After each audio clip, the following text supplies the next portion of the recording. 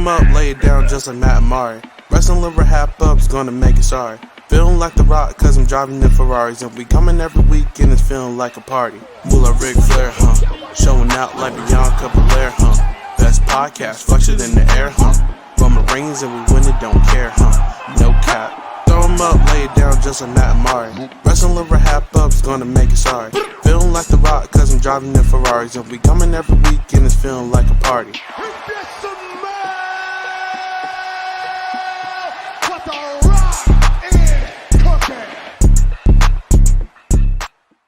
Hello, everyone, and welcome back to the Wrestling RHAPUp podcast. I'm your host, Mari Forth, and with me, as always, my tag team partner, my co-host, is Matt Scott. Matt, how are you? I'm good, but Mari, do you just have a craving for some wine right now? I honestly don't, unfortunately, for some extenuating circumstances, but I am a wine aficionado. Oh, well, that's perfect because we have a guest today who loves wrestling, who loves wine, just like us. So, yes. I mean, I guess we should get into it. Smooth move, Matt. Yes, very smooth move. Making her way to the podcast, hailing from Las Vegas, Nevada. She has a BA in journalism and media studies. Look at that education. She's a wine connoisseur, a wrestling wizard, and she knows that bad bitches love wrestling, but only if daddy understood. You can find her on podcast platforms on all the places as the host of her own show. So let's wind up for a wind down and toast to the host with the most from the Wrestling Winedown. Please welcome Lo. Wow. I do have to say thank you for that intro, but also your guys' music. Are you guys rock fans? What's going on here? Oh wait, no, we're not. I'm a Cody crybaby. I don't know. I'm a rock fan. I don't care. I'm let's edit that theme. The house is divided. The house is divided. Yeah. Yes. Lo, we're so happy to have you back again. We love having you on the road to WrestleMania. I mean, honestly, and hopefully, like we said, we're hoping to get some pictures, some in-person pictures at WrestleMania 40, yeah. right? Yes, yeah. We're finally doing it. We're gonna see you. Yeah, yes. And I feel it because this is my first WrestleMania. Personally, I literally have like a note stock open with all of the different things happening in WrestleMania that I'm even remotely interested in. But I know that you are a WrestleMania aficionado in addition to the wine, in addition to the wrestling. So I have to ask you, like, are there any events that you are most excited for WrestleMania when weekend. It comes to WrestleMania weekend?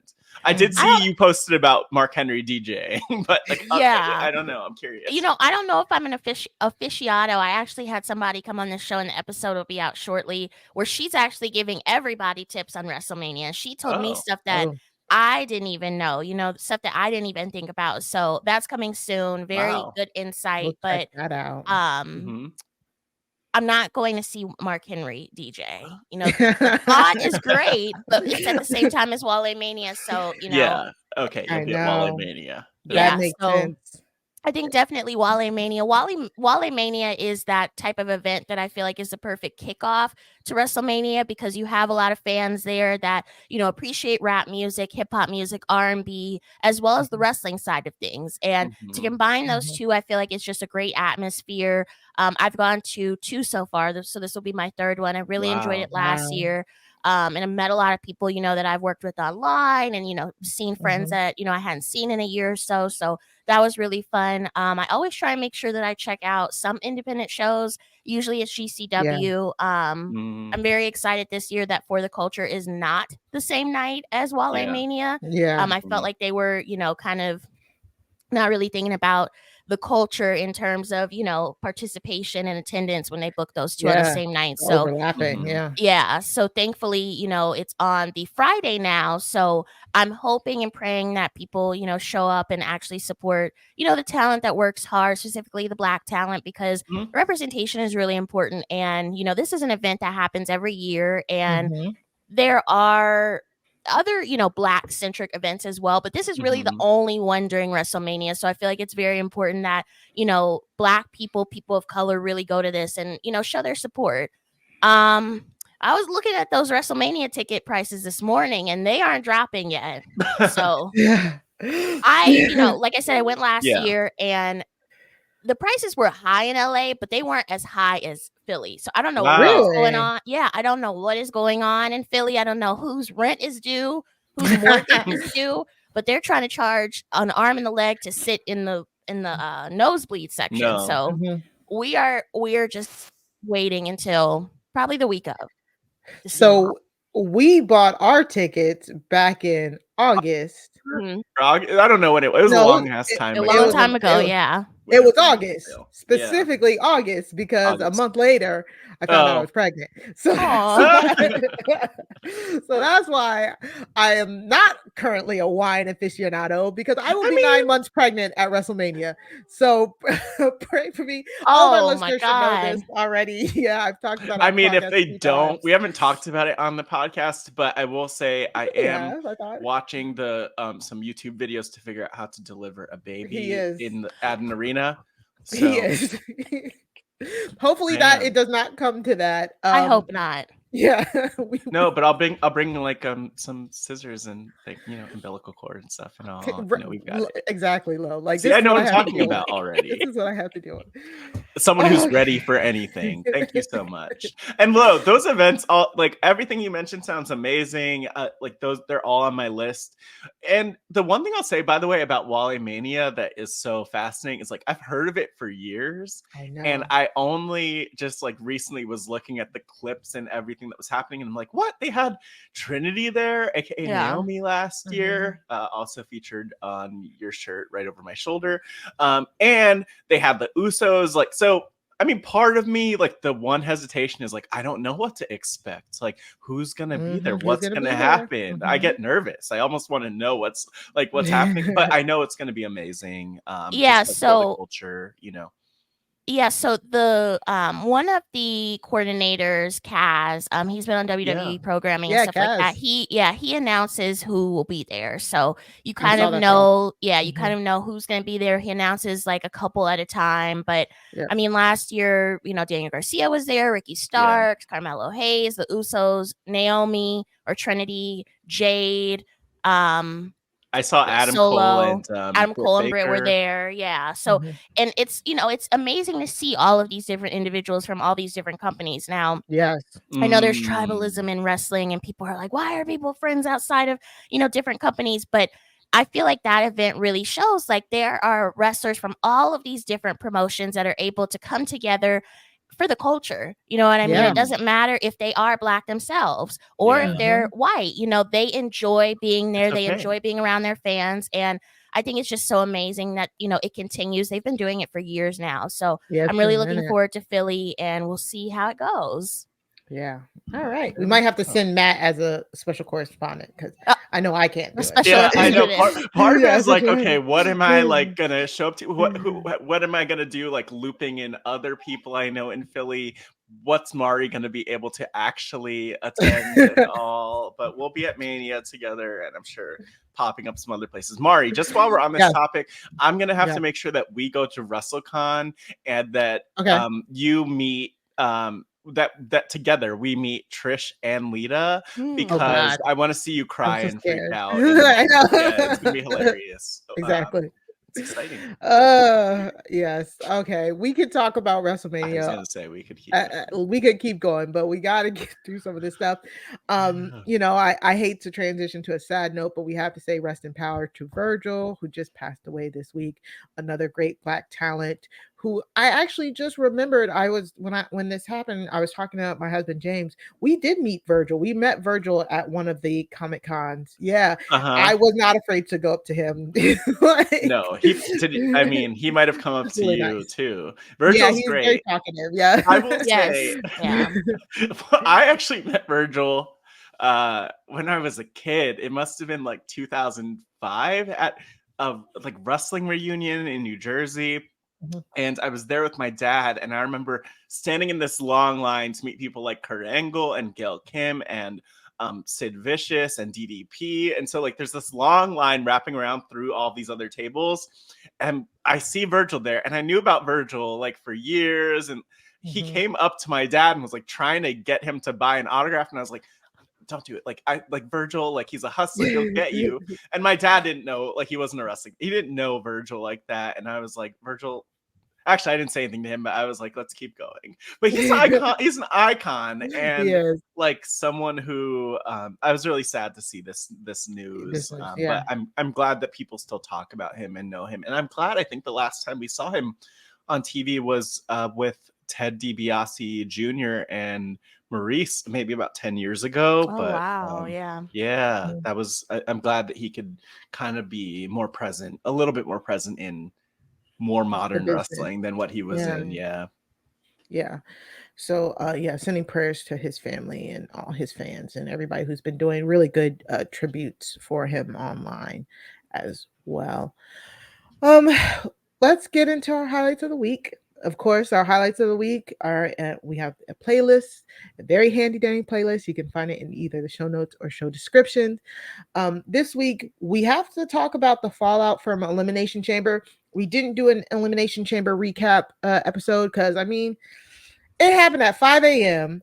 Because of the stupid Peacock, I couldn't watch it until, like, I think Saturday night. What? And yeah, because I hate Peacock. Really? I hate Peacock so much because if you don't get up to watch it live, then you, like, when I got up, I think I got up at like 7 or something like that, and it was still on, it had just was about to wrap up, but the earliest I could go back to was the Grayson Waller segment.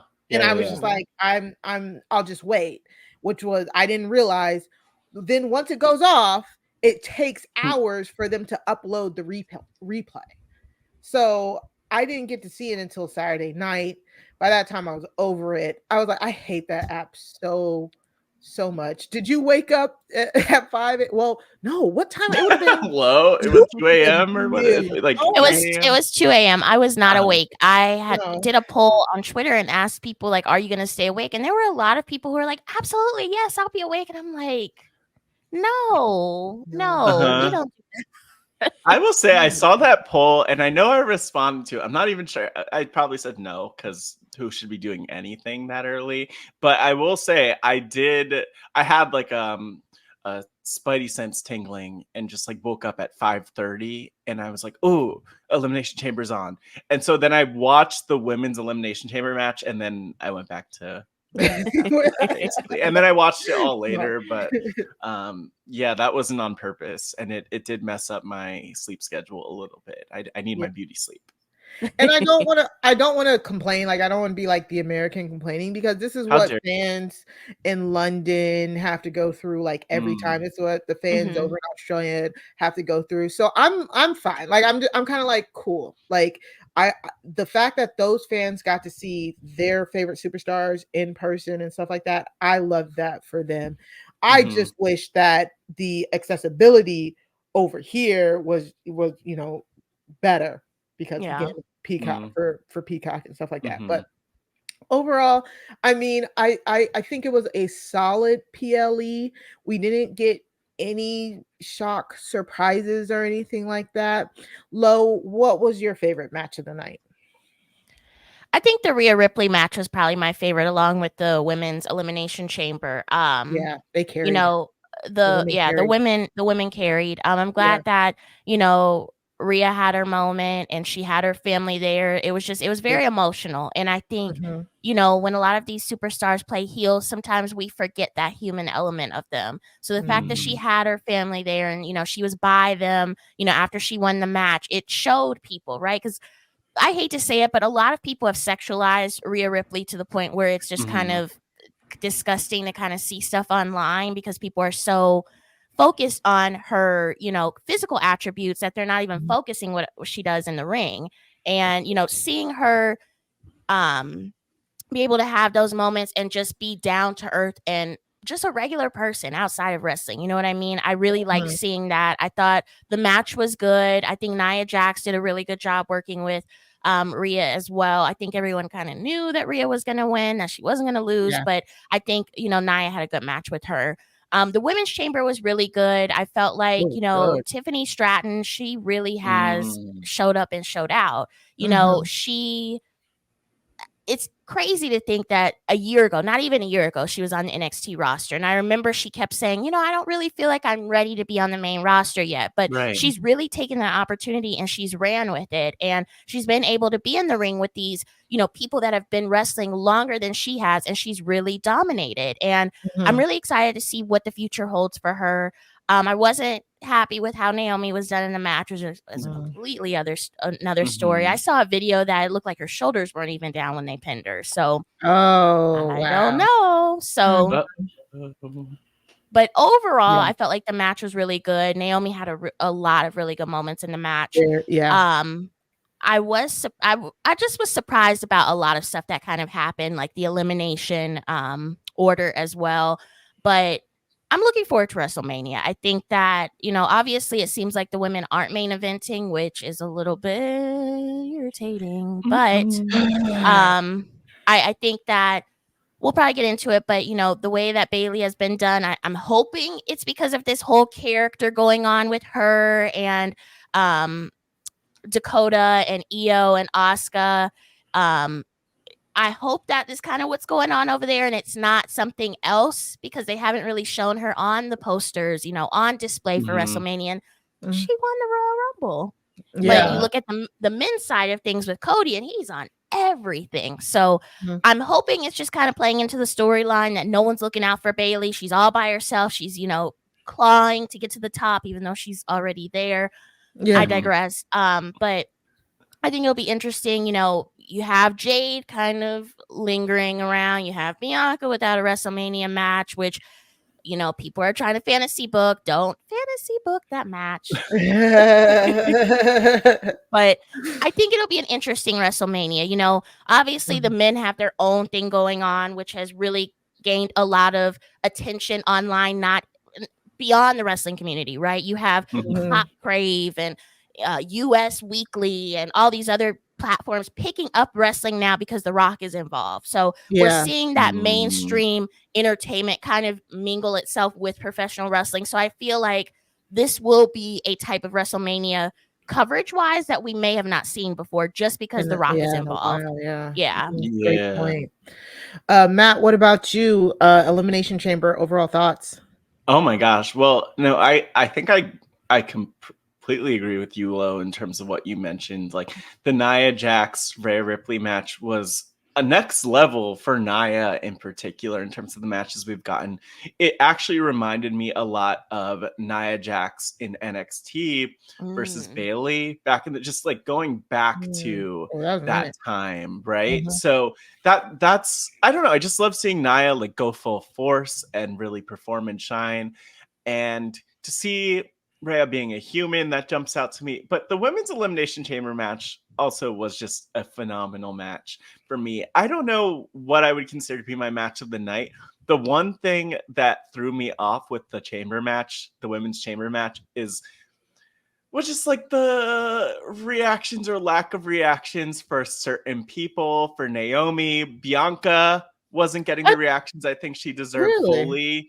She had better reactions than Naomi. Naomi was getting like nothing from that crowd. I thought they got like pops when they first came out, but during the match, I agree. Yeah, exactly. During the match. But Tiffany Stratton had her moment and also was getting that huge pop. Liv Morgan was also getting a really good reaction and had so many great moments in the match. And then Becky's Becky, right? So I'm like, we were talking about this different before. Market. Exactly. Different market. And I will say, just I've been to Perth, Australia.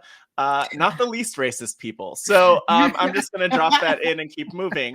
But I really enjoyed the show. That was literally on my mind as I was watching that match. I was like, okay, a little scarred by many years trauma popping up. Yeah. But you know what? It's fair. It's not false. And Yeah, I mean, otherwise, I did appreciate just like how tight the rest of the show was, like with the Yeah. men's chamber match and Drew winning. We all expected that to happen. Yeah. But also it set up some things for Mania. And then there was the Cody and Seth and Grayson Waller and Austin Theory segment, which was fine. You know, There. it was Yeah. there.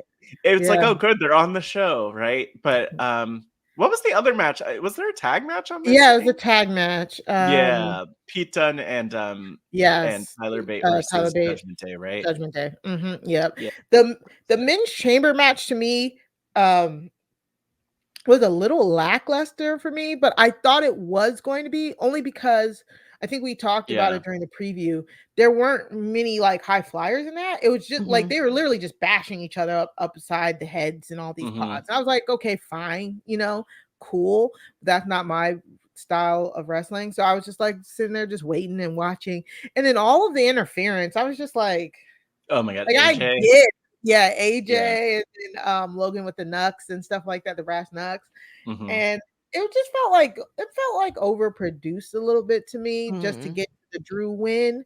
But I get it. Like, those are some of your bigger superstars in that match. So you kind of want to try and protect them as much as you can, because like we said, there you have to guarantee 5 pins. This is a match where 5 people have to take pins. So you got to do it in a way that, doesn't make them all look like chumps. But it was a serviceable PLE to get us to where we are now and to get to the fallout. So let's talk a little bit about some of the fallout. Let's start with, you're just talking about, Matt, the Drew and Seth fallout of it all. So now Drew won the men's elimination chamber match. It is official. Drew will be facing Seth Rollins at WrestleMania. He's officially taking CM Punk's spot. This build here is interesting because I again have been loving player hater Drew. I love his him just being a dick to people, but I want more. It's still understated. I want more of him just being a hater. Because here we're getting Seth Rollins getting into his underdog shtick, but being like, but we gotta fight the bloodline, Drew. It's about the bloodline. And Drew be like, I don't give a flying about the bloodline. I'm title, dog. Like, I thought it was funny, but I'm like, it just feels like the feud itself is secondary, and it kind of feeds into like some fan perceptions of the belt being secondary.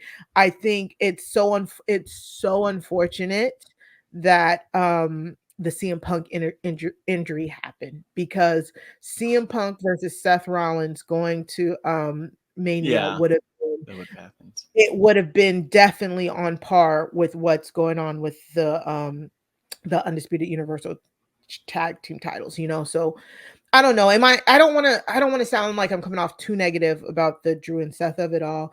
What do you think, Lo? I'm a certified CM Punk hater. I don't like CM Punk. I am too.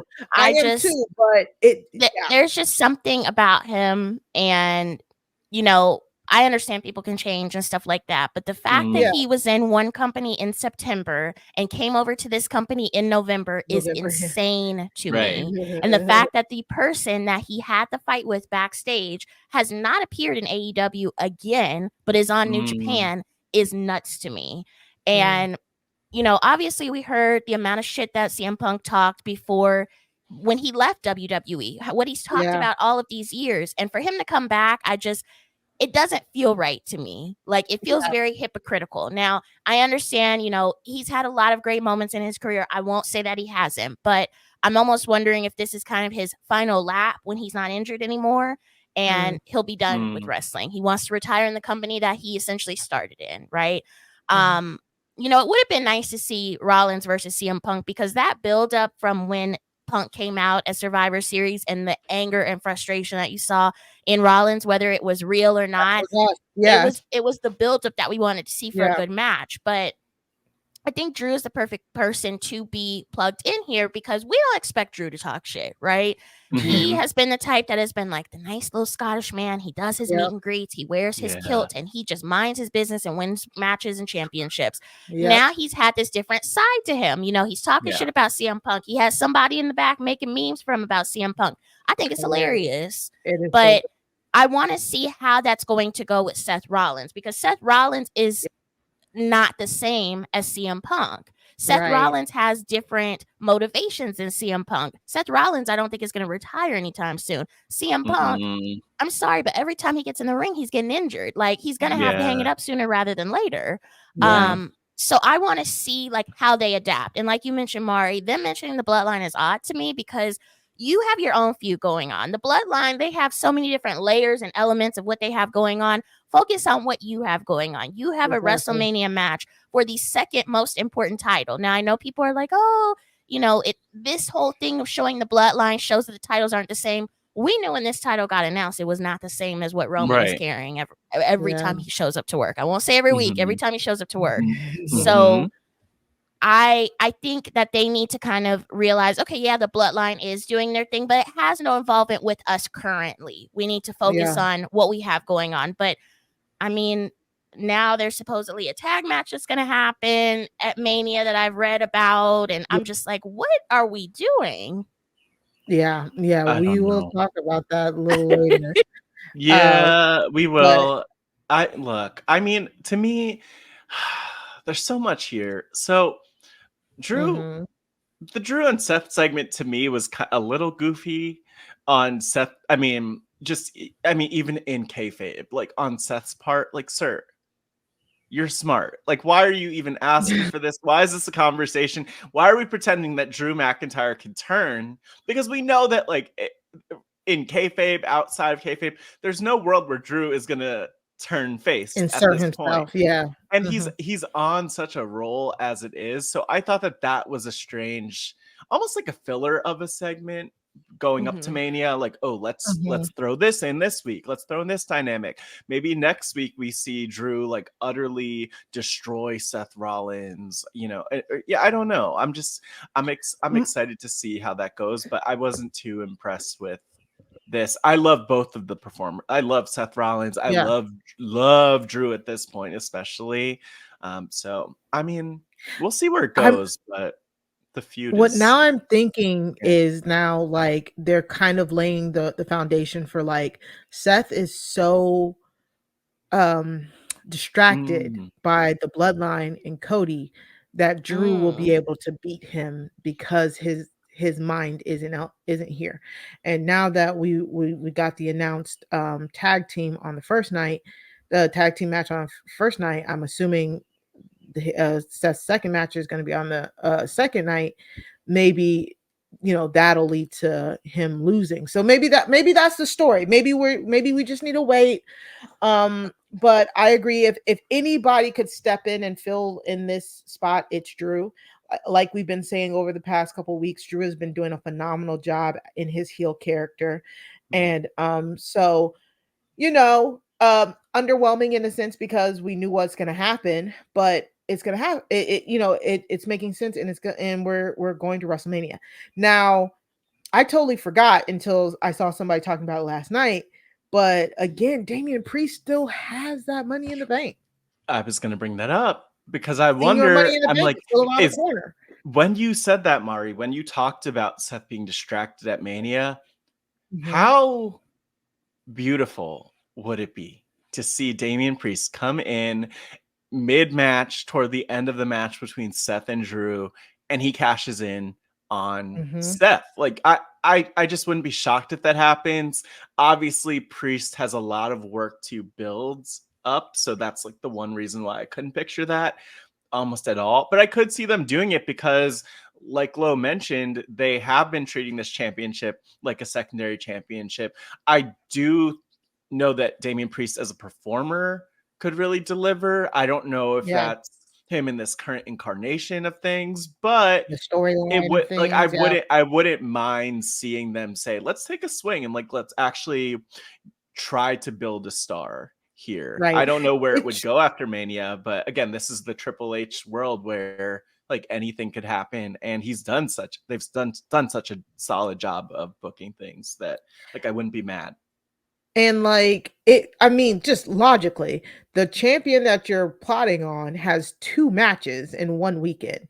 Like, how do you resist not cashing in that money in the bank after you have been told you can't cash it in while he's injured? Lo? No, I agree. That's a good point. I mean, Damian Priest has had that briefcase for a very long time now. Feels I like would forever. I would almost think he's held the briefcase maybe almost the longest anyone has. I can't remember off the top of my head. I feel like somebody has held it almost to the point where they got it taken away, because don't you get a year to use it? I Yeah, think somebody waited in. I know Carmella. We just did this We just 3 did count trivia. trivia Yeah. over with the Four Sides of the Ring podcast, The and they 4 Sides of the mentioned this Ring. that Carmella, I believe, is the Carmella. longest reign with like close to Okay. 300 days, and Yeah. followed by Edge with like 275 or so. So Yeah. I can't do the math, but we're close. I mean, maybe they're trying to break the men's record since Edge is in AEW. I've noticed it seems like WWE nowadays, they've started trying to break little records that people in AEW have held, and they do it very slyly to the point where you don't even realize it. So that might also be why they're doing that. But I mean, if Damian Priest was really like, if he's watching and he's plotting, he'll know to get Seth, because Seth is right off of an injury. You can't assume he's 100%, right? Like 2 matches. Yeah. exactly. So I hope that he cashes in, because at this point, if he doesn't Me cash too. in at Mania, when are you? Yeah. Right?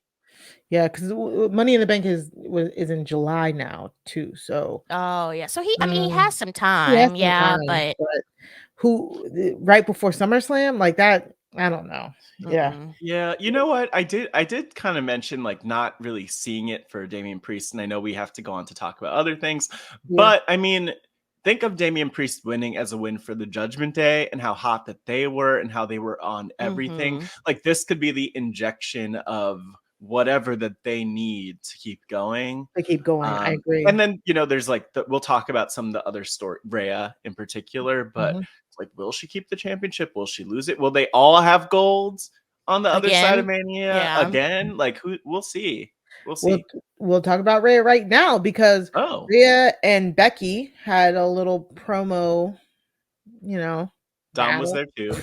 Dom was there. Yes, I can't forget Dom was there too. And, you know, just a whole lot of back and forth. I mean, we've been seeing this for so many weeks. This isn't special. It's just official now. It's official because Becky won Elimination Chamber. She's officially going to be going up against Rhea at WrestleMania. But at the end of this, Nia Jax attacks Becky Lynch. And later in the night, Becky responds and attacks Nia. I said on the Elimination Chamber preview, the preview podcast, I'm like, is there a way that the Women's World Championship match at WrestleMania becomes a triple threat, and they inject Nia Jax here, because Rhea is like in this tweener role. She is like a bad guy ish, but she gets those really good, strong crowd reactions. Becky is clearly a babyface. She gets really strong crowd reactions. And they're 2 of your top stars. Do you insert Nia Jax here in as a third, and Nia takes the pin for whoever, you know, is this a way to like, so that Rhea keeps her championship by pinning Nia, or Becky takes the championship by pinning Nia? I could actually see this happening, because Nia is still around. Nia got beat in Perth, and she's still trying to make a case to be included in this match. Lo, can you see this happening? I don't want it to. I have talked about this recently, but the man versus mommy, I feel like, is the perfect marketing. And I don't see them swaying from that at this point. I think Nia could have some involvement. Maybe she takes Becky out during the match, and that's how, you know, Rhea gets her pin. I don't know, but I don't necessarily think Nia needs to be officially involved to have an impact in this match. Obviously they're attacking each other left and right. So, I mean, I think Becky needs to keep her head on a swivel when the match comes and just make sure that Nia isn't around. I don't think this needs to be a 3-way. I'm not a fan of 3-ways at WrestleManias. I'm just not. I think we need a clear-cut match between these two women, and then they move on with the rest of their day. Now, I also think that we can, have a case that this is not a main event match. They're having this, they are not having this as a main event, I should say. And that's the case for all of the women. I'm assuming that they're going to have the Cody and the Seth versus the Bloodline as the main event the first day, and then you're going to come back the next day and you're going to have Cody and Roman facing off. And that just doesn't sit right with me. I think that the women are doing things amazingly just as much as the men, and I feel like they should have that moment. And we'll talk about Bayley, because I feel like Bayley should be in that slated spot. Not Nia. Rhea and Becky, I mean, they could be right under the main event, but I just think about last year when you had Charlotte versus Rhea. Rhea won the Royal Rumble. She faced off against Charlotte. Rhea won. And that was such an amazing moment because she won the Rumble. When you win the Rumble, they say you get your title shot at the main event of WrestleMania. So it's like, what happened this time? What's going on? We have 2 Rumbles. We have 2 nights of WrestleMania. Let's make them give them the headliner. Like, I completely agree. Matt, any thoughts on Becky, Rhea, Nia of it all? Yeah, I mean, it would be nice to have that match stay as a one-on-one. It just feels like Mania is a great time for those epic showdowns. Part of me, though, wonders, what is Nia Jax's road to WrestleMania? Like, if I were booking this, I would say have her be the obstacle in the way on the way to Mania. And then if there is like a battle royal or something at Mania, like put her in that and have her look strong in that, or whatever. But like, I don't think that she needs to be in this. You mean one-on-one? No, in the battle royal. Ooh, yeah, showing down again. That could be cute, Jade is a whole other topic too. I'm not even ready to talk about Jade at Mania, because a huge part of me is like, don't make this her first Mania. Like, let's build to something even more, give her a huge match next year in her first Mania. But either way, I don't know. My mind just keeps going back to, I love how you put it, Lo, that like Rhea and Becky, yes, they're main event performers, but this match isn't being booked as the main event, and I think that's fine. I just keep thinking of Bayley, honestly. Like, that's who I'm most interested in general in this moment, just because she has the potential. We'll talk about her and the Kabuki Warriors and everyone. Let's do it right now. Oh my gosh. Let me get into it. We'll get into it. But I think that has the power to be so compelling because Bayley is such a compelling performer. Yeah, so after the fallout of the chambers, whoop de whoop, now we are getting like build up to actual WrestleMania. So it had been advertised that Bayley and Dakota Kai would be facing off against the Kabuki Warriors on SmackDown. And rightfully so, we were all like, oh, I don't know. We were like, Bayley, are you sure you trust Dakota? And sure enough, as Bayley and Dakota are facing off against the Kabuki Warriors, Bayley goes to make a hot tag to Dakota. Dakota jumps down, and Bayley is then attacked and beat up by Damage Control. A moment that we've all been kind of waiting for a minute. The catharsis of it all, the storytelling of it all, it's just so great. Like Bayley being the group turning on her when she, was like the driving force of getting them together, of bringing them back and pushing them to the main event scene. That's the story they're telling us. Due to her managerial skills, Io is a champion and the Warriors are champions, and she gave her all to this group, and this group just did not appreciate her. And now she even won the Rumble for this group. Remember, their group told her that she needed to win the Rumble, and they are turning on her.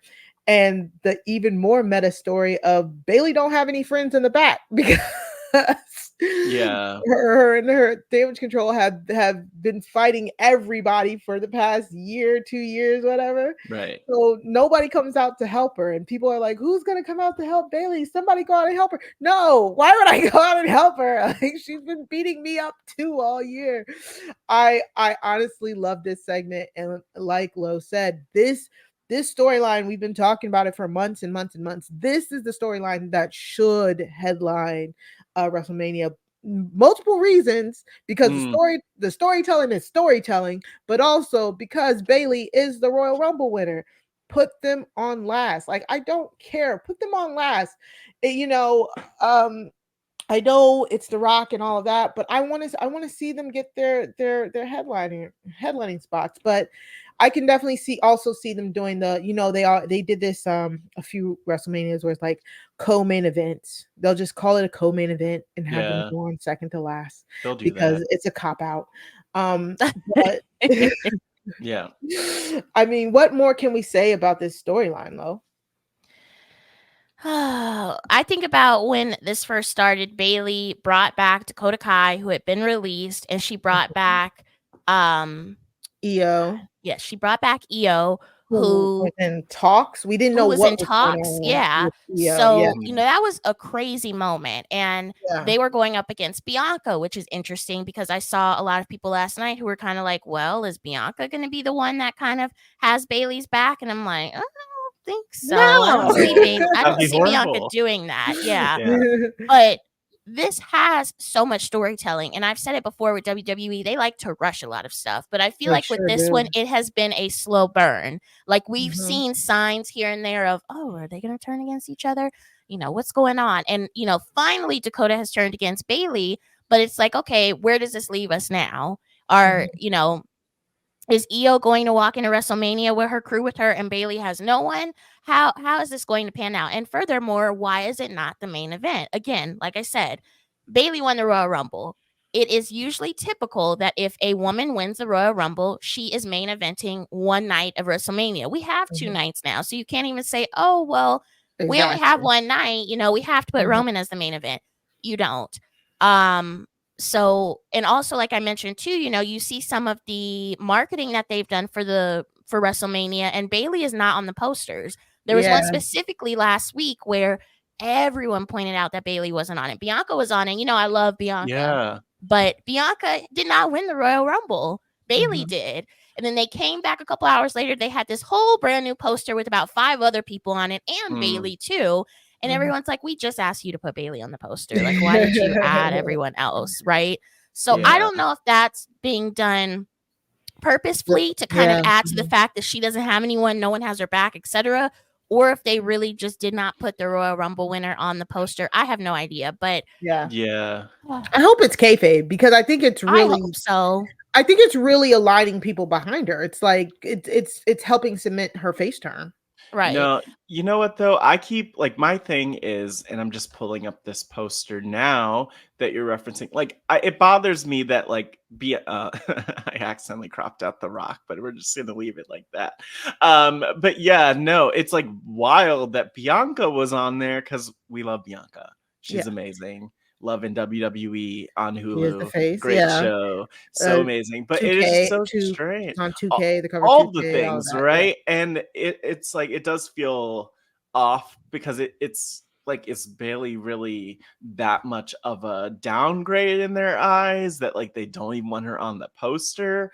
And I'm like, I don't know. I feel like it has to be kayfabe, because I think back to how Bayley and Sasha held the pandemic era on their backs. Like, they carried that on their backs. They really worked. I think about them and I think about Asuka. They were the 3 main ones who really held it down. And when Bayley won the Royal Rumble, I was like, finally, she's finally getting that opportunity to shine. She did all the work and now she finally gets the opportunity. So I hope it's kayfabe, because if it's not, I'd be hightailing it to AEW right alongside Mercedes at this point. She just signed a contract extension, I believe, earlier this year. Really? Yeah, she did. She signed a contract extension earlier this year. So I think it's kayfabe. I think we still have 4 weeks until WrestleMania.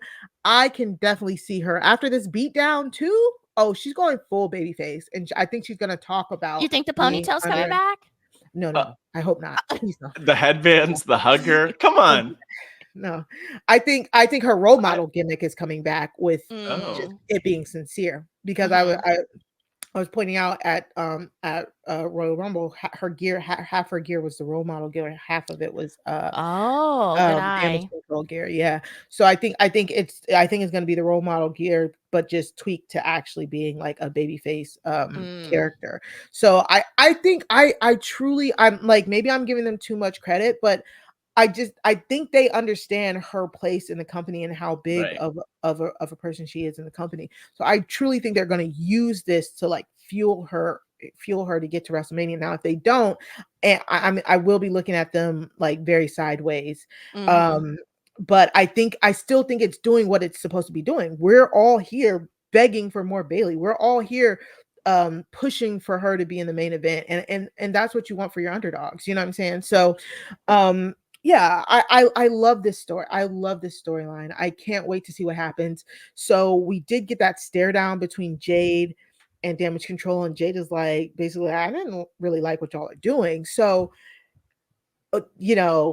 maybe we get it where Jade hasn't been here, right? So Jade has not been beaten up by Bayley and Damage Control, right? So Jade might be like, okay, I'll stick my toe into this ring and try and teach you guys a lesson. And then she might go to some other women and try and be like, hey, do y'all want to help me, help Bayley? And people be like, no. And then maybe I'm fantasy booking. I know Lo told me not to do it, but I'm finna do it. I don't care. Maybe she goes to Bianca and be like, Bianca, come on, let's do this. And Bianca's like, why would I want to help them? Blah, blah, blah, blah, blah. But Jade being like, well, do it for me. Let's just team up. Do it for me. And that's how we get, Jade and Bianca versus Damage Control, which I am still trying to get that match. I'm trying to get that match on the card. That is the match I truly want to see, but who knows? I just think if Bayley won't have a friend, at least for the next few weeks. But maybe, just maybe, she might be able to pull Jade, and we'll see what happens. Yeah.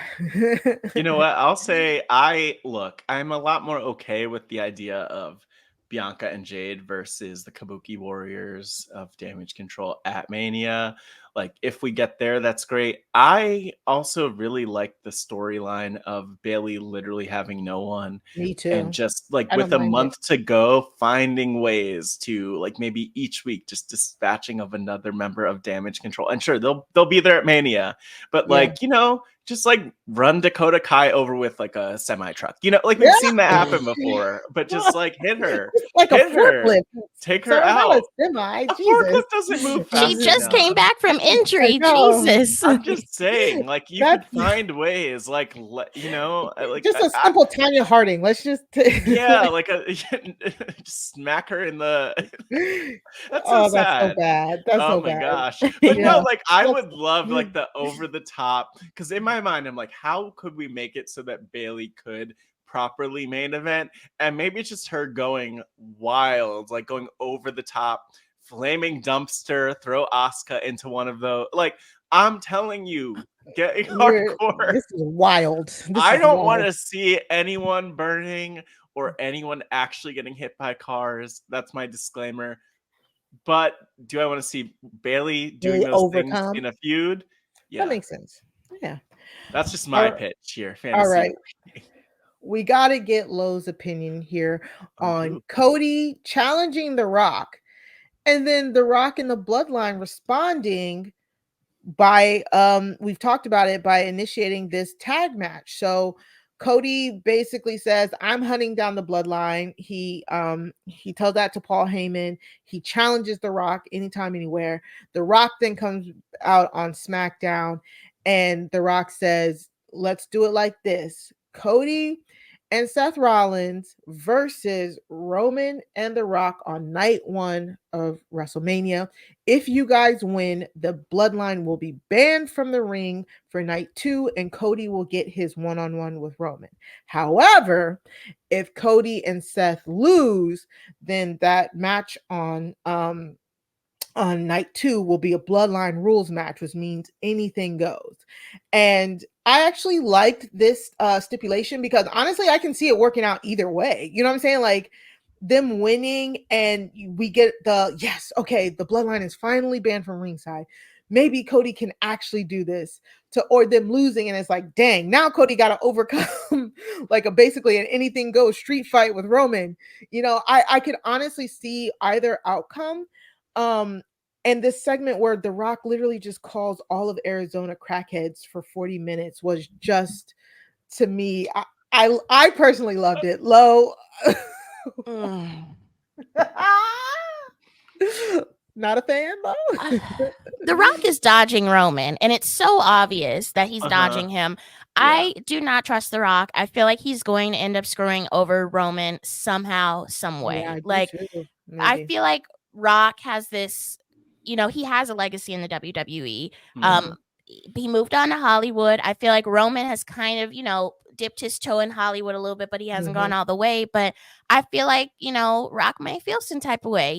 His cousin is trying to take over his bloodline or his legacy in the WWE. And, obviously Roman has, in my opinion, has done a lot more than The Rock has, but Rock may feel some type of way. And the 40-minute segment could have been 25. It really could have been.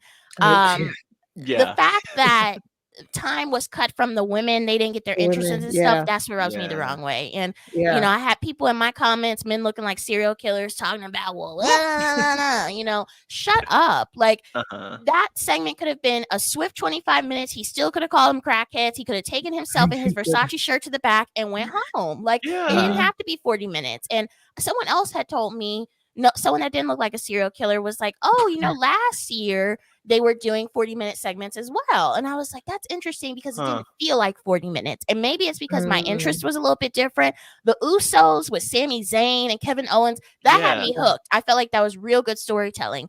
This is good storytelling, but I just feel like The Rock coming back and not facing off against Roman Reigns one-on-one, even though they were trying to tease it at first, and then I think they realized, like, oh, these Cody fans are insane. Like, they aren't good when it comes to Cody. I think they had to pivot real fast because they saw the reaction that it got. So I don't think this was the original plan. I think at the end of the day, I think Cody will end up being a champion. If it's at WrestleMania, if it's after, who knows? I think it will be at Mania, because if he loses twice, I don't know if those fans can handle it.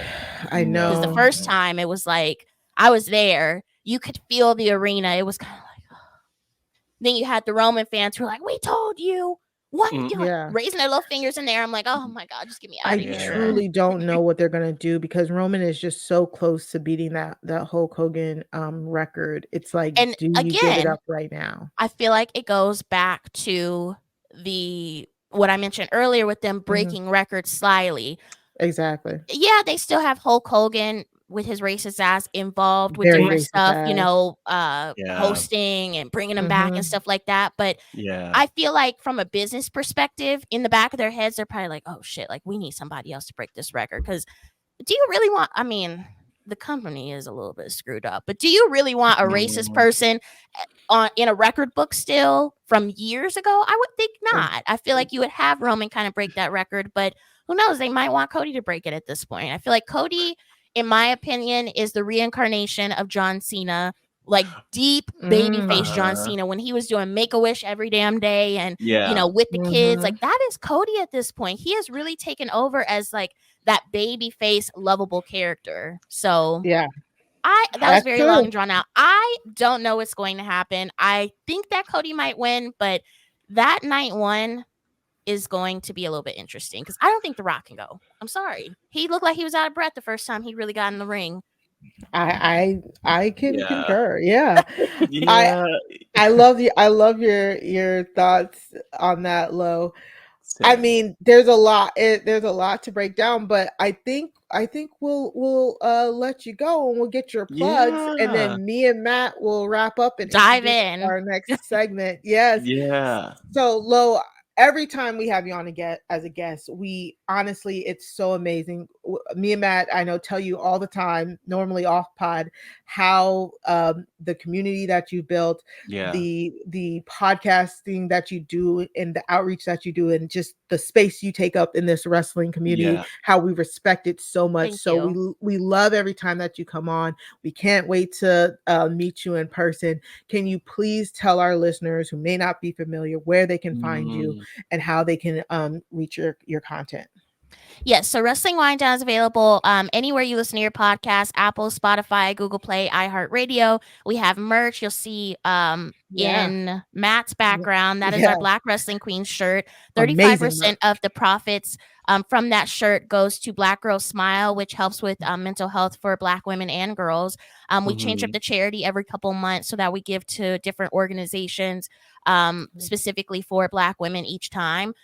This is also on the site, the Strong Babes for Willow. We have our Bad Bitches collection. We have the But Daddy I Love Wrestling collection. We have a whole bunch of different collections on the website. Yep. That is the website, shop.wrestlingwinedownlv.com. You can get all your merch there. Our custom orders open on Monday.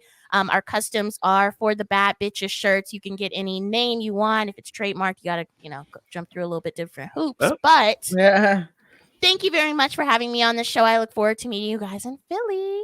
Yeah. Thank you, Lo. You're amazing as always. Thank and you. I will I say, appreciate speaking of Mania, I know we started out talking about it, but literally when I started to look at all of the Mania events, I was like, let me go to Lo's Twitter and see what she's sharing, because then I know it's a trusted Yes. It's the vibe. situation. Yeah. So thank you always for being a good source for us. We're looking forward to meeting you in Yes. Philly.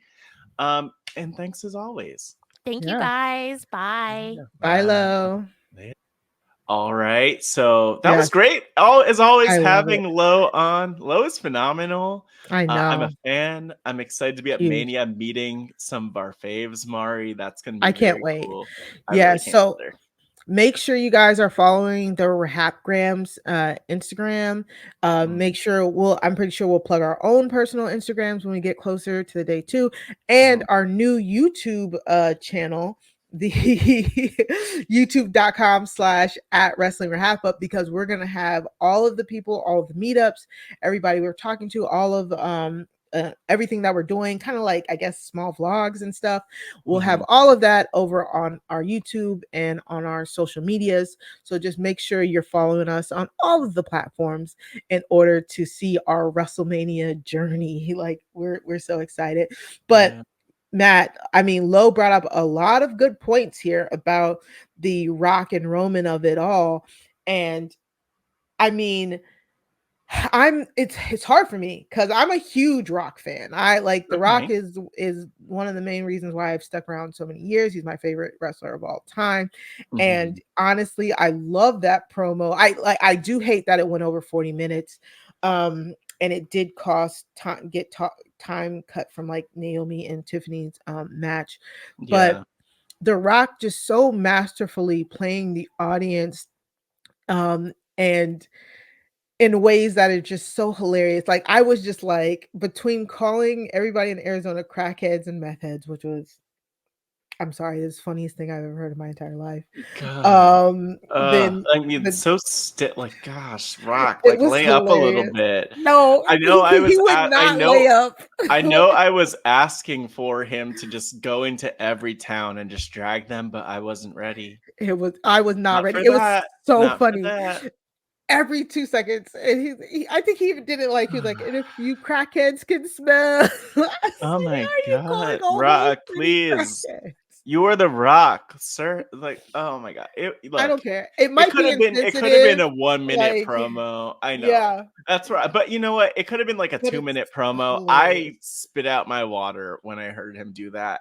Yeah. And you know what? I will say, like, for me, this is Cody's story. Like, everything is Cody's story. Everything's about finishing Cody's story, which, to me, I'm kind of like, I don't want to see his story end. Do you like this stipulation though for the tag match? I like it. I do like it. I like the adversity of it. I don't really know what it means for, like, what will actually happen. Like, are Cody and Seth going to lose on night? What? I don't know. I'm just not ready to see Cody or Seth lose at all. But I want to actually pick up on something that Lo said, calling Cody like the John Cena in the situation, which for me, like, it's hilarious because John Cena holds the record for the most Make-A-Wish wishes ever, and we know that he's like a good guy, but also when you watch or think about something like Total Divas, Mari, let's be real, John Cena, I'm not. I don't have a coded way Yeah. of saying it. That man is weird. Cody a good person. You know, he's a great wrestler. He has the family history. His brother's in the business. Goldust, He's who done also just some has weird like a stuff really too. strong legacy. Mm. He has a black wife and an adorable daughter. Mm. So you know, I'm just saying, like, you know, I want Cody to succeed in a lot of ways. I want everyone around him to succeed. But he is like, to me, such a better version of John Cena. It's a whole different world. I shouldn't compare them at all, but like, I'd love Cody for us in today's world. I don't think a John Cena, like if you flip their positions, I don't think John Cena would have really resonated as much if he just like had the rise that Cody did when Cody did, just because he's not as authentic. But Yeah. you know, I'm ready for Cody to succeed. I just like, I'm always wondering, Mari, how are they going to book this in a way that we love? Because I do feel like last year, like maybe some of Vince McMahon's fingerprints were on, or I Mhm. should say, redacted's Mhm. fingerprints were um, on what happens. I don't know if that was always the plan for Cody to Mhm. lose, and even if it was a bad idea. So I think we're gonna do something that's like predictable, but also makes us really happy to watch. I think that that's Triple H's brand. He's not mad. He's not against being predictable if it's a good story and people will be happy. And I think that that's where we're going with this. Okay. I think for me, I think that stipulation, adding that stipulation to the tag match truly makes it anything can happen. I honestly do. I think either way works to me. Maybe that Mm, stipulation, how it plays out, might give us a clue as to the results on the next night. You know what right. I'm saying? Like if Seth and Cody win and it's Cody versus Roman 1-on-1, I would hope and assume a Cody victory. If it's bloodline rules because Cody and Seth lose, then I would think, okay, then Cody might lose on night 2 because he's gonna have a lot of stuff coming at him, a lot of people coming at him, like anything can happen in a open brawl. Cody loses 2 nights in a row. No, there's no way Cody's losing 2 nights in a row. Yeah, it would be technically 2 nights in a row. Yeah, yeah, yeah. I don't That's see true. that. I could see him though against all odds. They lose on Winning. night 1 somehow, Uh-huh. and he still wins. Like that would be the story for me. That'd be a But cool Cody story. losing twice at one Mania, would that be a record? I don't know. Maybe. I don't But know if when anyone else but has ever like lost twice I at the think same WrestleMania. I think winning night 1 and losing night 2 would be way more detrimental to Cody's character. I If agree. they win and then it's him and Roman 1-on-1 and he can't beat Roman clean, that would be the most detrimental. That would be the So, the worst booking they could do, I so are we? I mean, I know we're not doing our predictions for Mania yet, but Mhm. does it? To me, it kind of looks like Cody and Seth lose night 1 and they win night 2. I mean, Actually, Cody and maybe. Seth lose night 1, and then Seth gets screwed by Damian Priest, and also loses night 2. Cody win. I don't know, and I like, So again, many options. like we've had conversations with different people about the predictability of it all, but Mhm. is it really that This predictable feels unpredictable to me. This for does. Mania? The Yeah. shows that need to be less predictable are less predictable. Like Mania is not predictable. Elimination Chamber is always going to be super predictable because I think it's just like, let's build to Mania. That's the whole Mhm. point. The Rumble, similarly, it's like, let's build to Mania. But Mania, oh Yeah, man, anything can happen. I need Yeah. to start checking my heart or something so I make sure it keeps going through all this. Damn, because this is a lot of twists and turns. Yeah. Any final thoughts on the highlights of the week, Matt? I'm really pumped for Mania. I love like all of the Me questions that we too. have about what's going to happen. I like the Mhm. unpredictability. I'm excited to see Bayley hit Dakota Kai with either a lead pipe or a pickup truck. You know, we'll see. We'll see. But like, this is going to be a fun build to Mania. I have no clue what they're going to do over the next several weeks, but I do hope that it continues to like build and build and build and heat up rather than Mhm. it be like, let's fill time and space until Mania we'll see. But any thoughts from Oh you, yeah, Maury? I agree. No, I'm right there with you. I think what we learned this week was we have a much clearer picture and a much clearer understanding of where we're headed in for WrestleMania. So, as it goes, they just need to keep the momentum up exactly like you said. So, Mhm. I'm fine with this. I can't wait. WrestleMania is like 4 weeks away at this point, and I am just excited for the experience nonetheless. You know what I'm saying? No matter what happens, I'm excited for the experience. I can't wait to go with you, with James, see Lo, see the four sides of the Mhm. ring, Yeah, guys, see all of everybody. everyone. I'm so excited about that. So yeah, so let's let's plug that. I forgot we hadn't plugged that. We made it to the semifinal rounds of the four side of the ring 3 count trivia. So to see how we did we were up against the championship culture guys.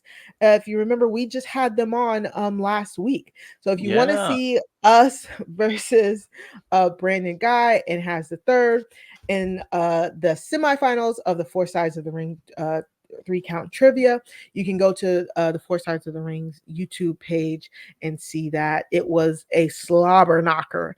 And you got to go and see what happened to Mhm. see if we advanced or not. But up next for our the fans of us who listen to us who are also reality TV fans, we have a great segment coming up here that we're gonna post here. It is Wrestling with Survivor 46. We did a quick little cast comparison where we took some of the Ooh. big characters from the premiere of Survivor 46 and we compared them to some of our favorite wrestlers. So if that's something that interests you, stick around. It'll happen right here, right now, right after this. Hello, everyone, and welcome to a very special episode of the Wrestling RHAPUp podcast. I'm your host, Mari Forth, and with me, as always, my tag team partner, my co-host, Mr. Matt Scott. Matt, how are you?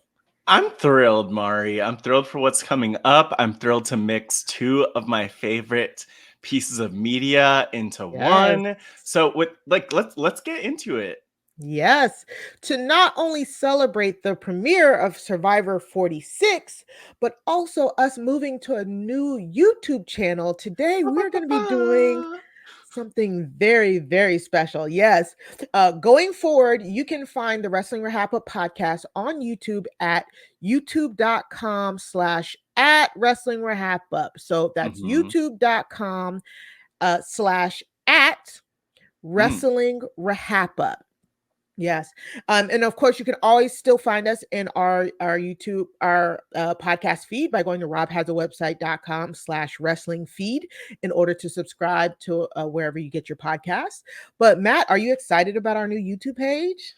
Look, Mari, I'm really excited. Already it's cool to see we have a few subscribers. If you are not Mhm, yet subscribed to our YouTube, of course, go to youtube.com/at wrestling RHAPUp. Support mhm. us, show us some love, Please. tell a friend to Mhm. tell a friend to tell a friend to subscribe. This is gonna be good. This is Mari, it's a new day. Yes, it is. Yes, it is. That's all I just have to say.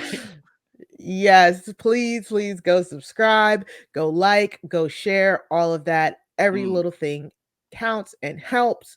So, as we all should know, both Matt and I, and I'm sure a lot of people who are watching this right now are mm, huge Survivor fans.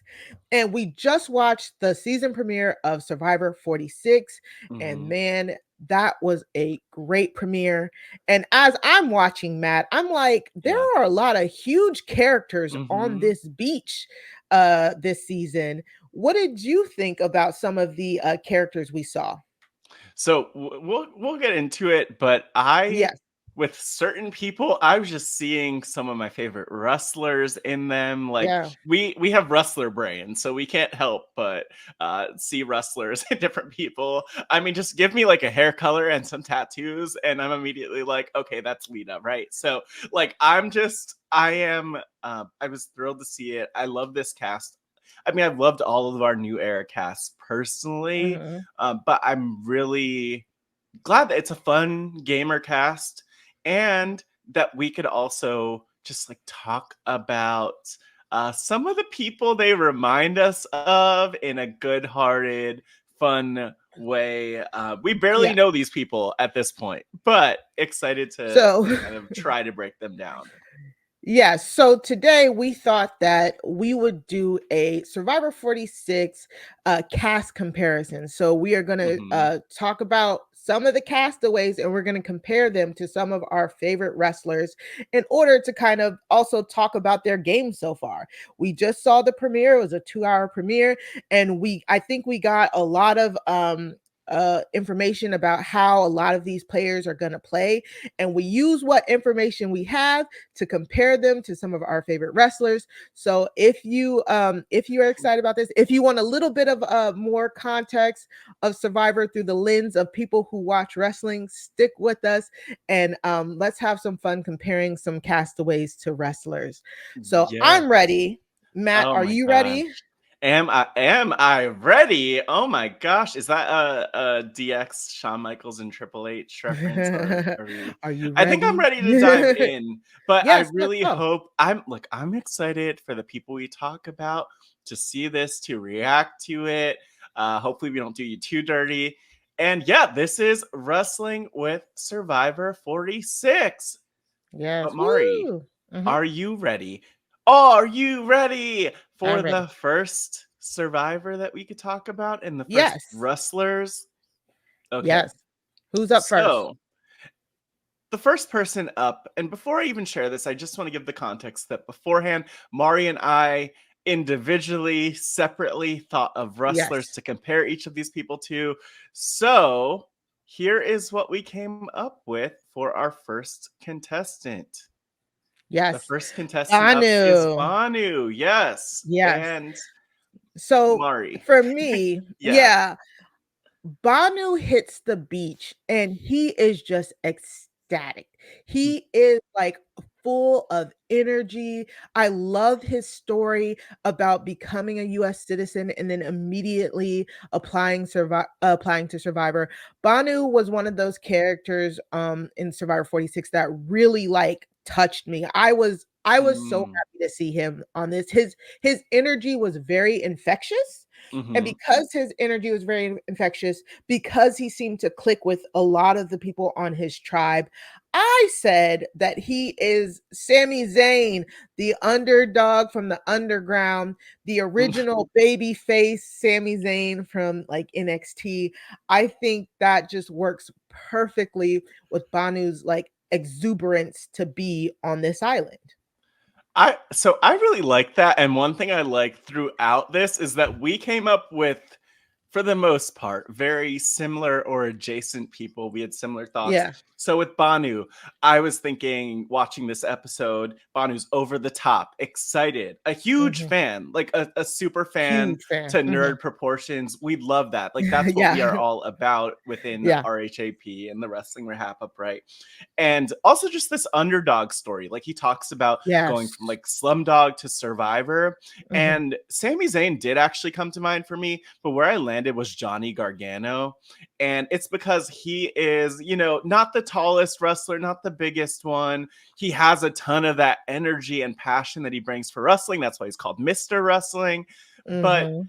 I also think the other thing with him is just this underdog who can't be stopped. But at the same time, you could picture him like backstage playing video games or doing whatever he's doing, just like that quirkiness of it. So I think that Sami Zayn and Johnny Gargano are two really good options here. I don't think there's a bad one within this, Mari, but Yeah. could you see it? Could you see it with Johnny? I definitely can. I completely understand your pick and your thought process here because it's just that never say die attitude. Like Mm, Banu just has that, he exudes that, like he will overcome everything to get what he wants and to his goal. And his goal was to come on Survivor. And he was just so fun, an amazing character. I really hope he sticks around for a while.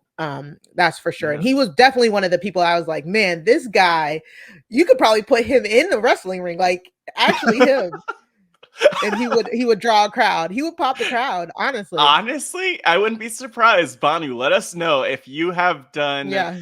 wrestling in your past at some point. Like, I wouldn't be shocked. I'm just saying. And I have to say, his cast photo, I know this isn't Issa look with Bryce Isaiah, but I'm seeing this like American flag tank top.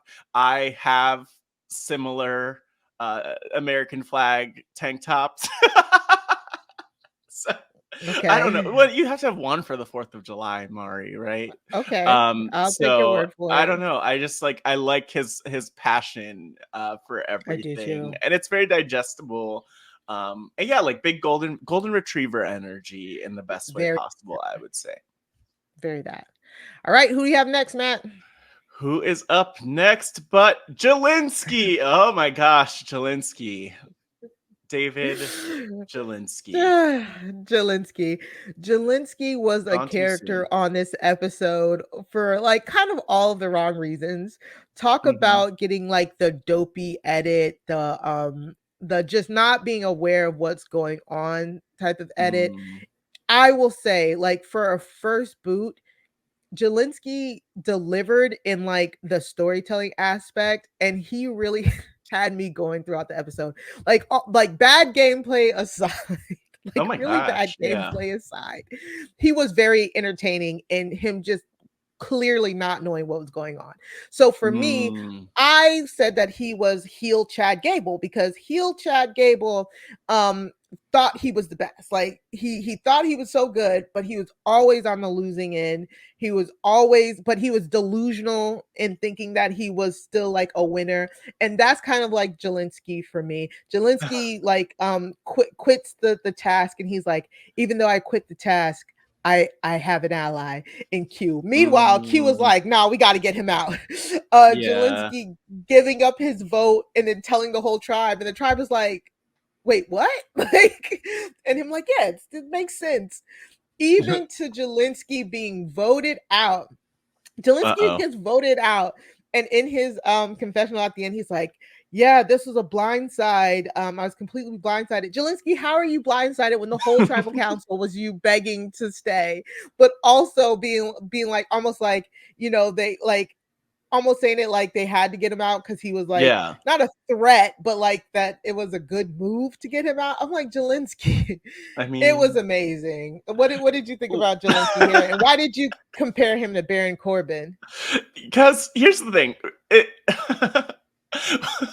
Mari, I just love your assessment of Jelinski because I do feel like, let me just say before getting to Baron Corbin, like Jelinski is so many people. Like I feel like so many fans would play like Jelinski, like coming in really hot. Obviously, there's a lot to process. It's a very overwhelming environment. It's not the same as watching the 90-minute episode and digesting it. So like I feel for Jelinski in that way. He got that twist where he was prompted to lie to Maria, which I'm like, okay, this is also not a great situation to be in. Yeah. Then he brought that back to his tribe. Like it was all just like a domino effect, and he wasn't in his like flow state yet. But I immediately, like when I rewatched the episode and saw him come up on my screen and heard his voice, I was like, that 100% is Baron Corbin because it's the deep voice, but also like a little bumbling. And I also feel like he could take the L, right? Like Jelinski took that L so hard in this episode, but I could also see a world where he is, coming back stronger depending on the day. Like if he played a different season under the right circumstances with different people, even if his read of Q were just better, like he could do well in this game. That's the thing that's so wild to me about him being the first out. Like I wouldn't have expected it, but here we are. So Baron Corbin, and I have Baron Corbin here in his King Corbin outfit because that's what we got with Jelinski. Like he's a Survivor legend. He's a game changer. He's one of a kind. And I think like maybe one thing I would say about Survivor or any show is like don't ever say that. Don't ever say that. Don't ever give the editors that because it could when be. He said it, what he said, it would be iconic if I could get her out without having a vote or something like that. I mean, sure. Yeah. I'm sorry. I guess it would have been the other people getting her out, but alas, here we are. But I mean, I do think it's so interesting because it's just I don't know. He's a lot. It was a lot of fun. He gave us a very It fun was very first fun. episode, especially with how it ended. So I have to thank Jelinski for taking one on the chin for us here. Yeah, he compared himself to Shaggy, and I think it's an apt comparison. like Shaggy from Shaggy, yeah, from Scooby Scooby-Doo. From Scooby Doo. Scooby-Doo. As my mind Yeah. went to Snoop Dogg and then also the rapper Shaggy, but I could also see him comparing to that. The only thing that wasn't Shaggy like is he didn't like trip and fall until like actually figuring out what was going on. You know what I'm saying? That was the only thing that he was missing. So shout out to Jelinski for at least being very entertaining and very memorable first boot. And I have to Next say, just like like for Kenzie, sorry to you that you got stereotyped into the Daphne role. Come on, it's just the hair color. I know that's what I do all the time too, but yeah. But next up, Kenzie. Kenzie. Yes. Well, great shout out. Kenzie is also on the same tribe as Jelinski and Banu. And I mean, and we're gonna get most of this tribe. This is the Yanu tribe, I believe, because they were the ones who lost. Were they the ones who? Yes, they were the ones. Yeah, they're the ones who lost. So we got the most story from them. But Kenzie herself, Kenzie was so personable. We immediately get a montage of her like making pacts with everybody on the tribe. She's so fun, so bubbly, but also you can tell there's like a strategic queen under there. Yeah. So I personally compared her to Liv Morgan because I think Liv Morgan is very versatile. I believe that Liv Morgan is like a baby face of baby faces. Like no matter what Liv is doing, she always has the crowd behind her and she can connect with so many people. Liv Morgan has been in so many like different tag team pairings and has had success in different tag team pairings. And that's kind of what Kenzie was giving me. Like Kenzie and Tiffany were a pair. Kenzie and Jelinski was a pair before she had to like cut him off. Kenzie and Q got along. Like Kenzie literally could get along with everybody in this tribe, well, except for Jess, but she could really get along with everybody in her tribe, and she did a remarkable job. And I really think that she may go really far, depending on, if she doesn't get like twist screwed or anything like that. I really enjoyed Kenzie as a castaway and as a character on this first episode. How about you, Matt? Yeah, you know what, Mari? One thing I'll say is that for me, Kenzie, like it was the ready to party, stilettos on, the tattoos, all of that I immediately picked up on. And so actually I did think of and did consider like tagging in the tag team. Speaking of teams, like you mentioned, Kaden Carter and Katana Chance, who are these like party girls, like, but also super athletic, just bring a lot to the table. I ultimately landed on the one and only Shotzi Blackheart, like, who's the bright green hair, the tattoos, edgy, daring, daredevil type. Also probably ready to party, I'm assuming. Who could, why not? I'm sure she'd love that. So, we actually landed in a very similar place with Liv and Shotzi, and I do feel like Kenzie's somewhere in between there. And, I have to say, the very first person that I thought about, because I, just like Jelinski, will stereotype someone based on their hair color and their tattoos, is I thought of Lita, because I'm like, oh, red hair, tattoos, but I'm hoping that Kenzie could pull out all of the wins, the championships, like my fave, like my Hall of Fame queen Lita. But I'm going with Shotzi on this one. And I mean, I think the thing with Shotzi that's interesting is like, you never know where are we going? Is she gonna push ahead? Is she gonna get the championship or what? What's gonna happen? Yeah, I completely agree. So yes, loved Kenzie, loved seeing her on this premiere. Who we got next? All right, next up, Q. Which, by the way, I'll start us out with Q, just talking about him. You could go more into his beats in the episode, but the first thing we got with him was that sweat challenge with the holes in the bucket, which, by the way, I thought to myself, why? That was messed up. Hold these buckets together, maybe, like cover the holes together. That would have I been don't know. smart. Yeah. But my mind, especially just with how driven he was and how committed he is and how chesty he is, Bobby Lashley. Bobby Lashley Bobby immediately. It's Lashley. just like the discipline of Bobby Lashley jumped out to me. I think, that's an easy one for people to see. But it's interesting because you have The Undertaker, which I want to I have the understand more about. Undertaker. Yes, because Q is very like company man, toe the line, like Real a safe. locker room leader, like wrestler's court. Like I thought Q was like he's almost very black and white too. Q is like, and where I'm from, if you quit, you're a quitter. I don't want you on my team. And it's very reminiscent of the Undertaker. Plus, to me, Q kind of is acting like the backbone of the tribe, in a way, like he's like the leader. And again, it came off very Undertaker to me. He is the veteran. It feels like this tribe. I think he is the oldest person on the tribe. I'm not sure though. Or he at least gives off those energy. So that's why I went with the Undertaker for Q, if that makes sense. Yeah, and I think again, two very solid choices, but Yeah. Bobby Lashley, literally a veteran also. So Yes, yeah. no wrong choice here with Q. And these are like two Yeah. very strong, literally very strong Men, yeah. options for Q, I have And to say.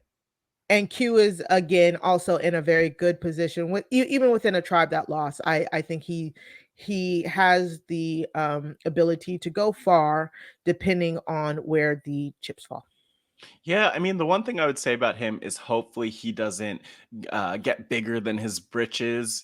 Something Yeah. we've seen people as someone who takes on that leadership role. That leadership role. But I Great feel call. like he's able to like read people and understand people enough and earn respect enough to sustain what he's doing in the game already. Yep. Next up, up, Soda. Soda. Oh, We have two very different picks here. Very different picks. Soda to me, but she was so bubbly and vibrant and very like, loud in a good way. Like she talked about being a camp counselor. She was singing like songs and stuff, and it worked with some people. Hunter didn't mind it, but she just has a very big personality, and also she started the fire, and she's like very excited. So I gave her Nikki ASH because Nikki ASH as the almost a superhero gimmick was the same way, very exuberant, baby face, very excited, very almost just too much, a little too extra for some people in that gimmick. And that's where Soda could fall depending on like who she's around. But underneath all of that superhero gimmick and all of that for Nikki ASH, Nikki Cross is a good technical wrestler, a very, very good wrestler. And that's what I got from Soda. Soda was very vibrant, very like, open and everything. But when she warns Venus in the middle of the episode, you can see that there's a really good Survivor player under there too. So that's why I went with Nikki ASH. How did you get Nia Jax here? Okay, let me tell you. So with Soda, this was a very tough one for Soda, I have to say. So I saw Soda being like ready to play 100%. And she's so hype. She's so hilarious, has this unstoppable attitude. Like she's like, she mentions crapping her pants, which did remind me of Nia Jax when she damaged her hole, you remember that, I do. famously. But for me, this is less Nia Jax in character. Nia Jax is a huge heel and all. Maybe it's a more babyface version of Nia Jax, more of a good guy. But I actually think she kind of gives me a little bit more of like Nia Jax on Total Divas to an extent, just like goofing around, riding around on the little like scooter with Alexa Bliss, I think. Or maybe I'm making that up, but no. Very goofy. Nia Jax has a very goofy, it's funny, a fever dream. personality. Yeah, I see that. Yeah, Okay. so I mean, it's tough. Soda is so unique and one of a kind, but Nia Jax also has this pose, has a great sense of humor, all that stuff. Also similarly unstoppable and the unstoppable force, right? So I mean, I don't think there's a bad answer here, but I might need I like your the answer. audience to weigh in on this one. I like your answer. I like it. I'm All supportive. right. Next up. Who's next? Tevin. Tevin, Yeah. the man, Tevin, Mhm. the narrator of this episode. I'm sorry. Mhm. Tevin had me from jump, from go. I mean, his voice is the first voice we hear. I was shooketh. I Ugh. was shooketh at that intro, and his voice is amazing. Yeah. Tevin, he said it himself. They won't know it until it's too late. This is my island. I I hope so. loved Tevin. I gave I love him Tevin. Seth Rollins. Yes, I think he is just so versatile with he can truly get along with everybody in his tribe. He made instant connections with like Maria and Jelinski Mhm. when they went on that journey, especially Maria. It looks like him and Maria kind of really hit it off a little bit to me. And then like just him being able to masterfully kind of just see where everybody's at. I can't wait to see him play the game like fully. Like I Yeah. really think this is one of those things where it's like it might be his game to lose because people might start to realize like, Mm. hey, everybody loves Tevin. I might need to get rid of Tevin so that I can win type thing because he's just so good. I think, like I said, Seth Rollins just so versatile, very flashy with Mm. he gets off that flashy and flamboyant Yeah. vibes. I love Tevin so much. Yeah, I would say like flamboyant's a good word. Theatrical is the word that really came to Theatrical, mind for yes, me. because he's an But actor. Yes, but also he's so real and lovable too. yes. I do think he'll be really good at lowering his threat level to an extent, which I hope also so. kind of reminds me a little bit of my pick, Toni Storm, not in her current form. Now in her current form is timeless Toni Storm. If you're watching here, of course, on the YouTube, you're seeing her in black and white and just with all the dramatic looks, which I think speaks to Tevin's theatricality. But more than anything, Toni Storm for most of her career was so under the radar, even though Yeah. she had all of this within her just ready to like burst out. A lot of So talent. Yeah. I think some of the looks, just like when they cut to Tevin, I'm like, okay, good, Tevin, that's a good look. Like you know, you're not looking too confident. You just, it's a little more like blank or you know, just like the type of thing you want to give rather than putting all of your cards out on the table. Exactly. Seth freaking Rollins is such a good comparison for Tevin. And with Mhm. both of them, whether it's timeless Toni Storm or Seth Rollins, like it's giving winner, Mari. It's giving It winner. is. I know. I want it so badly. I'm just so worried that they'll see Me it, too. you know? Yeah. Me too, but you know what?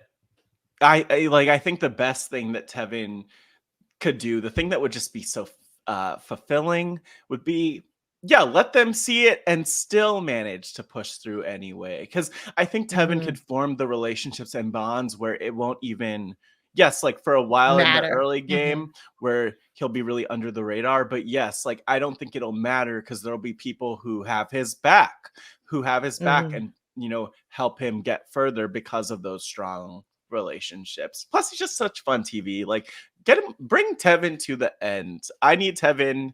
Bring Tevin to the end. No, give Tevin the win is what I meant. Yeah. I need that so badly. I know.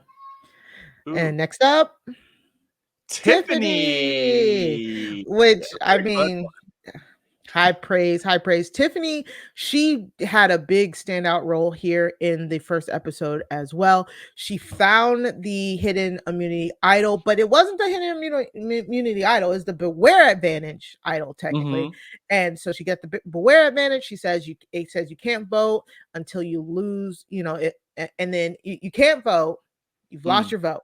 But Mhm. once you lose the first immunity challenge, come back here and we'll give you more instructions because there's a box with a lock on it. So they lose. She goes to the box with the lock. It's like, okay, now she has to decipher a code, then find the key to the box. Tiffany did so much in this, and Yeah. Kinsey had her back. A lesser through all of person this. wouldn't have been able to decipher that code. She was like a beautiful Yeah. mind there. Like, and Yes. everything about her, that self-taught, successful Yeah. artist Art hustler that she hustler. established, Yep. It was so clearly on display, like the Clearly excellence, coded. Mari, the excellence, Yes, right? the excellence was in the room, and so I think we both went with the same thought process. Tiffany, for me, I said Bianca Belair because it was just the hustle, the natural talent of it all. Mhm. Actually, Bianca was naturally talented. She did not first think she was gonna be a wrestler, and then she was discovered and just taken to the moon because of her natural talent. And that's how Tiffany is with her art. Tiffany discovering art and then her art being everywhere, her tenacity Mm. just reminds me so much of Bianca, and being able to break that code and everything to earn her vote before tribal council and have the idol and have a strong alliance backing What? her. It was Yeah. amazing. Yeah. Yeah. Oh my gosh. And like you said, the EST, the toughest, the roughest, the strongest, all Yeah. the things. We're gonna see it. We're gonna see it. I'm just so thrilled that Tiffany could have such a strong episode. But I went with the one and only Sasha Banks, Mercedes Yes. Moné, because like that's what Tiffany is. Like low key. Mhm. I know that when people think of an artist, they're like, okay, starving artist. But I Mhm. bet that Tiffany has millions based on her art, because look at her. Her She art probably was so designed nice. this Yeah. shirt she's wearing in her Yeah. photo. She probably like you could see her being incredibly successful. And actually, I'm really excited to see what post Survivor looks like for her, because she seems Me to too. have all of those skills. Just like I was really excited to see what post WWE looked like for Sasha Banks, Mercedes Moné. And, everything you said about Tiffany applies when it comes to Sasha, but I just think Mhm. it's that confidence, that unstoppable Yes. confidence, unflappable Yes. confidence in who she is. And then just the ability to deliver, like to build your Yes. brand, to build these Yes. businesses. Like, please. But these, like Bianca Belair and Sasha Banks, I I don't know if we mean, could have high chosen praise. thinking about Like, this completely separately. I don't think we could have chosen two better people. We would probably chosen these two if we sat down together to figure out who our picks are. exactly, exactly. So shout out to Tiffany. And finally, The this is our last last. one, right? Yeah. Venus. I liked Venus in this episode, even though like her Mm, her storyline was kind of like smaller, just because again her tribe they won, they kept winning. So but for me, Venus was so funny because Venus is like, oh, I got called a princess, I'm on the bottom, and then she starts like scrambling for the idol. It was so funny to me because I love her enthusiasm and stuff like that, but I'm also like a little worried for her because she kind of feels like kind of green to Survivor in a sense like that. You know what I'm mm, saying? Like you can make yourself a target if you assume you're a target type thing. mm. So I went with Tiffany Stratton, Okay. somebody who is newer to the main roster. She just came up from NXT, but who has so much potential, Mm, like who has so much potential to be a great superstar, and who is simultaneously underrated and overrated.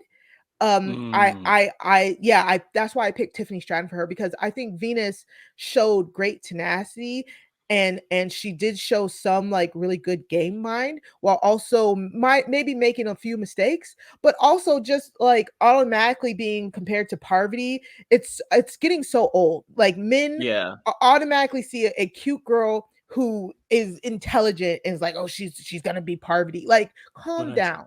Like, give Venus a chance to show you who she is. And I love that Soda was able to realize that and back Venus up. So I think Venus has the potential to do really good things in this game. And I think she'll know who to trust going forward. How I about you? I love that. I think that explanation's strong. Mhm. What I especially see in Venus, again, so much of what you mentioned about her perception and how she's Yes, responding to perception it. versus reality, kind of. Yeah, Mhm. but the thing I also really gravitate to is that she's okay with being sneaky and dealing with the Yes. repercussions later. Which Yeah. I feel like is textbook Carmella. Carmella, Mhm. the princess of Staten Island, like from one Yeah. princess to another. I think it lines up perfectly.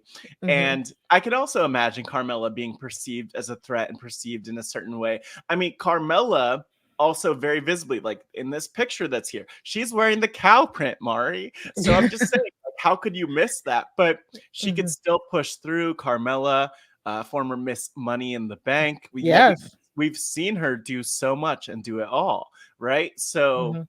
I think that Carmella is a great pick, not as green and new, but just being willing to like go out there and do it. And I think Yeah. similar to what Carmella would do, Venus will leave her mark on this game one way or the other. Like she's already doing it. Just that attitude Yeah. is doing it. I think it's a big question of like who might choose to try to pick her off. In Mhm. the face of that, we're already seeing some of that, which isn't a great sign for her longevity. But she might be able to, take out some people who are coming for her, which Yeah. I feel like this is going to work out. What Carmella and Tiffany Stratton and Venus all have in common is that cutthroatness. Like they are beautiful packages, but they have that cutthroatness that they are willing to do whatever to win. And I love that for Venus. Like I love that for her. So I think these are two really good picks. And Matt, I am so glad that we got to do this. This was so much fun. If everybody, we only wanted to do just a few of the big characters here. Again, just celebrate Survivor and wrestling together. And I mean, give you just a quick little segment. This was so fun, Matt. I loved doing this. What do you think? I love it. I always feel like it's nice when we lean into our strengths. Just about a month ago, we did the Royal Rumble toot or boot, the kind of like look of people's looks, which is really fun. And I do also think it's just so fun because we know these wrestling characters so well. Yeah. And we're just getting to know these Survivor players so well. And like we only did like less than half the cast, right? Yeah, so like there are so many other people we can compare to, but I feel like this was so solid.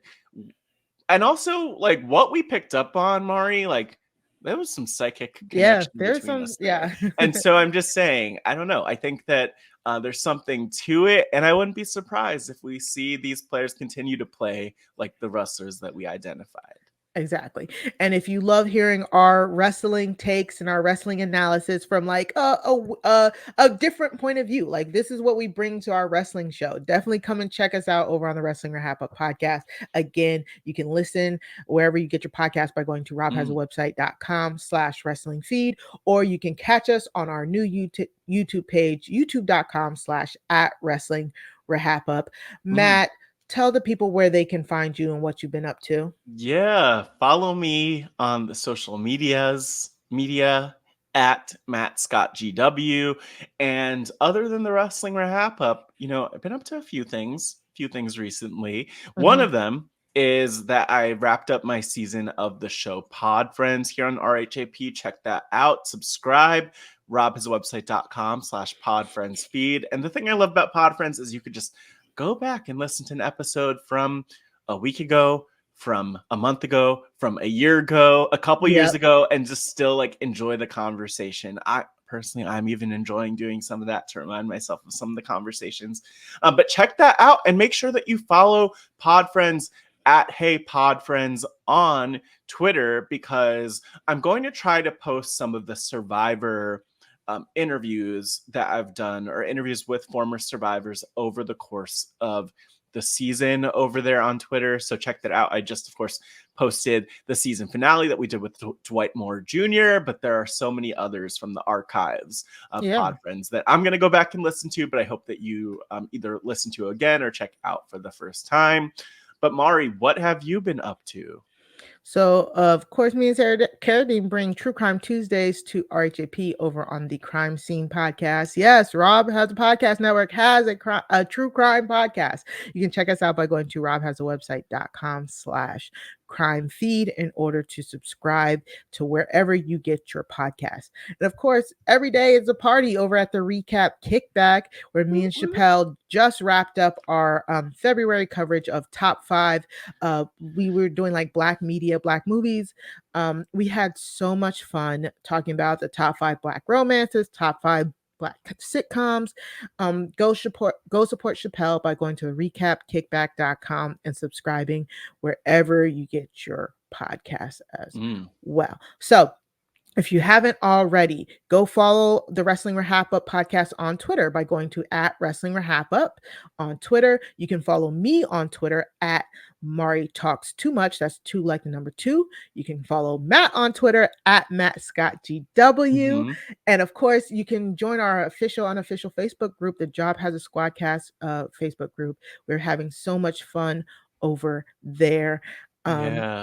Yeah, and There's a lot happening. there's a lot going on, and this is the best time to join the Patreon. You can go to the RHAP Patreon by going to patreon.com/RHAP. I mean, it's the beginning of the Survivor season, so you're going to get Patreon exclusive, Patreon games, Patreon 5 for 5s. This is the time, just like any. So other than that, remember, wrestling is for everybody, but not all wrestling is for everyone. We'll see you on our new YouTube page. Bye.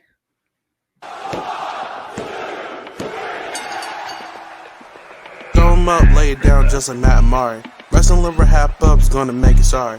Feeling like The Rock cause I'm driving in Ferraris. And we coming every week and it's feeling like a party. Moolah Ric Flair, showing out like Bianca Belair, Best podcast, flush it in the air, From the rings and we win it, don't care, No cap. Throw 'em up, lay it down just like Matt and Mari. Wrestling RHAPUp's gonna make it sorry. Feeling like The Rock cause I'm driving in Ferraris. And we coming every week and it's feeling like a party.